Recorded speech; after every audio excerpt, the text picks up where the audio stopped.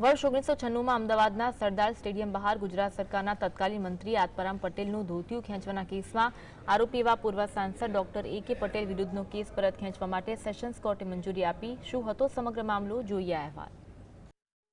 વર્ષ 1996 અમદાવાદના સરદાર સ્ટેડિયમ બહાર ગુજરાત સરકારના તત્કાલીન મંત્રી આત્મારામ પટેલનું ધોતિયું ખેંચવાના કેસમાં આરોપી એવા પૂર્વ સાંસદ ડોક્ટર એ.કે. પટેલ વિરુદ્ધનો કેસ પરત ખેંચવા માટે સેશન્સ કોર્ટે મંજૂરી આપી।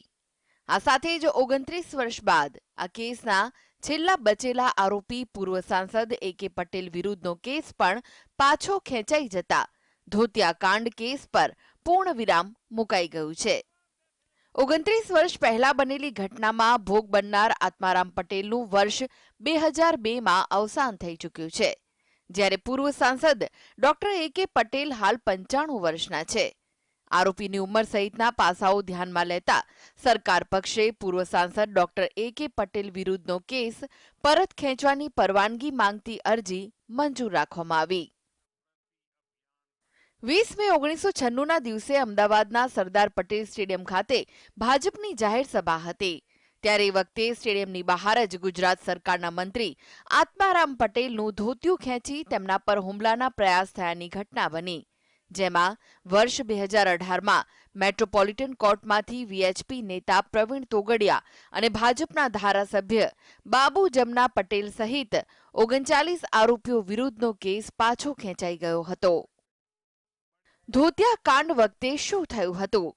વર્ષ 1996માં અમદાવાદના સરદાર પટેલ સ્ટેડિયમમાં મહેસાણાના સહકારી આગેવાન અને ભાજપના વરિષ્ઠ નેતા આત્મારામ પટેલ ભાજપ છોડીને શંકરસિંહ વાઘેલાનો હાથ ઝાલતા તેમનું ધોતિયું ખેંચીને ભાજપના જ કાર્યકરોએ વહારણ કર્યું હતું। આ ધોતિયા કાંડના પગલે ભાજપને ઘણી રાજકીય બદનામી વહોરવી પડી હતી।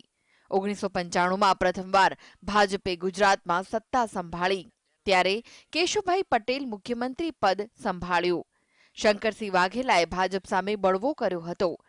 સરકાર પાડી દેવાના ઈરાદે 40 થી 45 ધારાસભ્યોને અમદાવાદ એરપોર્ટથી વિમાન માર્ગે મધ્યપ્રદેશના ખજુરાહો ખાતે લઈ જવાયા હતા, જે ખજુરાહો કાંડથી ઓળખાયું હતું। ખજુરાહો કાંડ બાદ અટલ બિહારી વાજપેયીએ શંકરસિંહને સમજાવી એવો વચલો માર્ગ કાઢ્યો કે સુરેશ મહેતાને મુખ્યમંત્રી બનાવાયા હતા, જો કે મૂળ સંઘના લોકોને આ વાત પસંદ પડી ન હતી, જેથી તેમણે અટલ બિહારી વાજપેયીનો વિરોધ કરવા માંડ્યો અને તે વખતે એવા સૂત્રોચ્ચાર થયા કે વાજપેયી કી ધોતી 7 કરોડ में बिकी।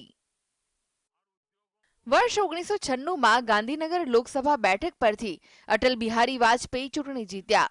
વડાપ્રધાન બનતા 20 મે 1996ના રોજ વાજપેયીનું સન્માન કરવા માટે અમદાવાદના નવરંગપુરાના સરદાર પટેલ ક્રિકેટ સ્ટેડિયમમાં કાર્યક્રમ યોજાયો। વાજપેયીએ સંબોધન શરૂ કરતા ભાજપના ખાડિયાના કાર્યકરોએ સૂત્રોચ્ચાર કર્યા હતા। સ્ટેજના આગળના ભાગે ભાજપ સરકારના મંત્રીઓ પણ હતા, જેમાં આત્મારામ પટેલ પણ બેઠા હતા। સભા પૂરી થતાં જ ભાજપના કાર્યકરો તોફાને ચઢ્યા, જે પ્રધાન હાથમાં આવે તેને ધક્કે ચડાવીને અપમાનિત કરાઈ રહ્યા હતા। સ્ટેડિયમમાં જાણે અરાજકતાનો માહોલ છવાઈ ગયો।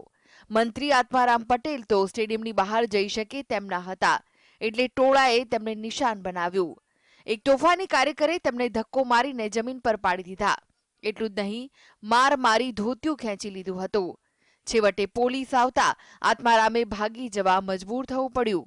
પાછળથી એવું જાણવા મળ્યું કે આ ધોતિયા કાંડ કરવા ખાડિયાના યુવાનોને જવાબદારી અપાઈ હતી। કોણે કોને ટાર્ગેટ કરવાના છે તે અગાઉથી જ નક્કી હતું। ઊંચા સ્થાને બિરાજમાન નેતાઓએ ધોતિયા કાંડના દોરી સંચાર માટે અગત્યનો ભાગ ભજવ્યો હતો। Bureau report, GSTV।